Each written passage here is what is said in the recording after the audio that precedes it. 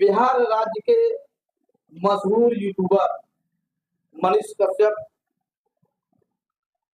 इस समय भारतीय जनता पार्टी, जब वो भारतीय जनता पार्टी बैन किए उसके बाद से अब तक का अगर आंकड़ा निकाला जाए तो बराबर यूट्यूब के जरिए गिरते जा रहे हैं। आखिर क्या स्थिति उनकी हो गई कि वो शीर्ष पर चढ़ने के बाद अब नीचे की तरफ हो रहे हैं, जिसकी सच्चाई जानने के लिए आज हमारे नए मेहमान हैं अनिल वर्मा जी, जो जल्दी से गोल्ड मेडलिस्ट में है। इनसे हम जानकारी लेंगे कि मशहूर यूट्यूबर मनीष कश्यप की क्या स्थिति है कि उनके व्यूअर्स कम होते जा रहे हैं।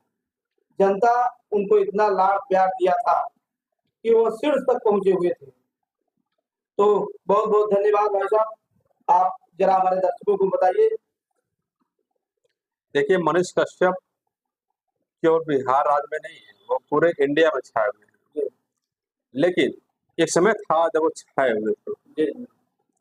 जब व्यक्ति की महत्वाकांक्षा बढ़ जाती है तो वो थोड़ा विचलित होना शुरू हो जाता है। तो मनीष कश्यप के साथ भी ऐसा हुआ, इतना उत्साह उनका बढ़ गया कि और एक वीडियो के मामले में उन पर केस दर्ज हुआ, उनको जेल जाना पड़ा। और उसके पहले उनकी स्थिति ये थी कि उनकी तूती बोलते थी, उनके नाम पर भ्रष्ट अधिकारी, कर्मचारी, नेता थर-थर कांपते थे। वो सच्चाई को दिखाते थे और उसका असर भी होता था। लेकिन जब से वो राजनीति में कदम रखे उसके बाद से ही उनका व्यवसाय, उनका बिजनेस, यूट्यूब का जो कारोबार है उसका ग्राफ गिरता गया और जो उनके व्यूअर हैं घटते चले गए। एक समय था जो चंद घंटे में ही उनका एक वीडियो मिलियन में पहुंच जाता था। लेकिन आज जो है एक दो दिन के बाद ही उनको 2000, 4000, 10,000, 50,000, 1 लाख तक पहुंचने के लिए बड़ी मशक्कत करनी पड़ रही है। देखिए, पत्रकारिता एक सेवा है, राजनीति भी सेवा है, दोनों में बहुत अंतर होता है। पत्रकारिता जो ईमानदारी से करता है उसका नाम शोहरत होता है, राजनीति भी जो ईमानदारी से करता है उसका भी नाम होता है। लेकिन राजनीति जब शब्द आता है तो वहां थोड़ी सी मानसिकता आज के दौर में लोगों की गंदी हो जाती है कि जो नेता होता है वो जनता का पैसा खाता है, टैक्स लेता है और फिर कमीशन खा करके वो धनाढ्य हो जाता है। मनीष कश्यप, पता नहीं क्या उनकी सोच थी, इतने अच्छे उनके व्यूअर थे, सब्सक्राइबर थे, लेकिन जब वह भाजपा को ज्वाइन किए उसके बाद उनका भयंकर विरोध शुरू हो गया। इतना भयंकर विरोध शुरू हो गया कि उनको ट्रोल किया जाने लगा। सोशल मीडिया पे उनको बहुत तरह का जो है गद्दार शब्द का प्रयोग किया जाने लगा।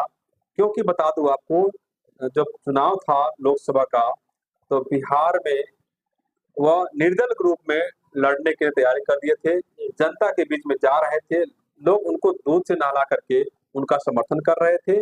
हजारों की संख्या में बिना पैसे की भीड़ उनके सामने आ रहे थे, वोट देने की बात के लोग कर रहे थे।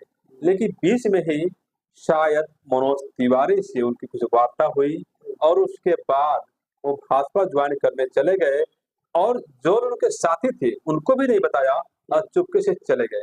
तो जो लोग सब कुछ छोड़ करके, लोगों से दुश्मनी लेकर के, भाजपा को छोड़ करके, अन्य पार्टी छोड़ करके आपके साथ हुए, आपका दिन रात प्रचार प्रसार कर रहे थे, बिना खाए पिए अपना पैसा, अपना समय लोग बर्बाद कर रहे थे, आप उनको धोखा देके चले गए, उनको नहीं बताया। इसका मतलब लोगों ने सोचा कि बहुत बड़ा मतलबी आदमी है, अपने मतलब के लिए सबको धोखा देके वहां चला गया और वहां भी जाकर के इनको भाजपा से भी टिकट नहीं मिलता है। यह मात्र भाजपा के सदस्य बन के रह गए हैं आज। अब इनको एहसास हो रहा होगा कि उन्होंने जीवन में बहुत बड़ी गलती कर दी है।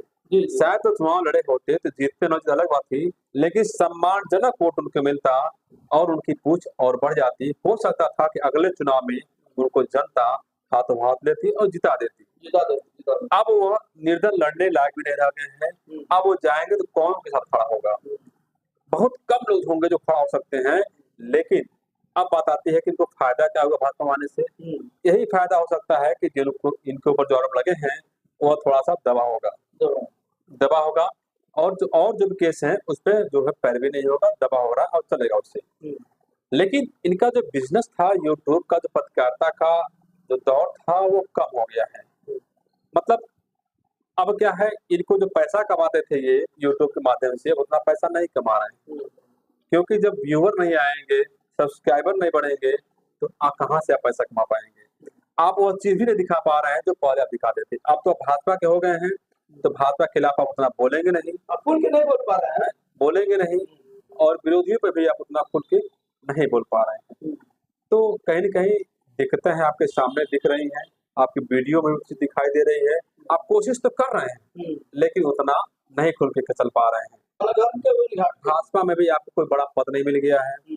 मनोज तिवारी ने दिल्ली में आपसे अपना प्रचार कराया, अपने कैंपेनिंग कराया वहां पे जाकर के। उनका तो स्वार्थ पूरा हो गया, वो तो सांसद बन गए, लेकिन आप तो कुछ भी नहीं बन पाए। आप ठगे गए, आप तो कुछ भी नहीं बन पाए। आगे भाजपा की सरकार बनेगी नहीं बनेगी, बनेगी भी तो आपको टिकट मिलेगा कि नहीं मिलेगा, क्या एक आम कार्यकर्ता की तरह से आप भी जीवन यापन करेंगे। जब आपके ऊपर धब्बा लग गया कि आप किसी पार्टी जुड़े हुए हैं, तो कैसे कोई विश्वास करेगा आप निष्पक्ष हैं, कैसे कोई विश्वास करेगा आप निष्पक्ष हैं। तो कहीं न कहीं आपने नुकसान कर लिया है। आपको यह काम नहीं करना चाहिए था, ऐसा लोग कह रहे हैं। आपका स्वच्छंद है, आपकी आजादी है, आप कुछ भी कर सकते हैं, लेकिन आप फिर से अपना वो स्तंभ खड़ा कर सकते हैं, पिलर खड़ा कर सकते हैं। जनता से माफी मांगना चाहिए आपको और नहीं चाहिए तो आपका विषय है, लेकिन जनता आपको फिर से वहां पहुंचा सकती है जहां पे पहुंचाई थी। जो पत्रकारिता थी इनका वो भी चौपट हो गया है। अब देखना यह है कि आगे का क्या भविष्य होता है, क्या अपने आप को बदल पाते हैं। बदल पाएंगे तो नए व्यूअर जो आएंगे, जिनके पास नया नया वीडियो जाएगा, जिनके बारे में नहीं जानते हैं, हो सकता है कि वो लोग पे विश्वास करके इनका सब्सक्राइबर, इनका व्यूअर बढ़ा दें। लेकिन अभी उन्होंने बहुत, मतलब कि कहा जाए कि बहुत ही जो अपने आप को कुल्हाड़ी मार दिया अपने पैर पे, और काफी लंबा समय इसमें लग सकता है। अच्छा, एक सवाल और है कि मनीष कश्यप के वीडियो को देखने के बाद, उनके बोलने को देखने के बाद तमाम यूट्यूबर उससे सीखने का काम करते थे, लेकिन आज उनकी नजरिया क्या हो गई है उनके यूट्यूबरों की? देखिए, लोग सीखते थे उनसे।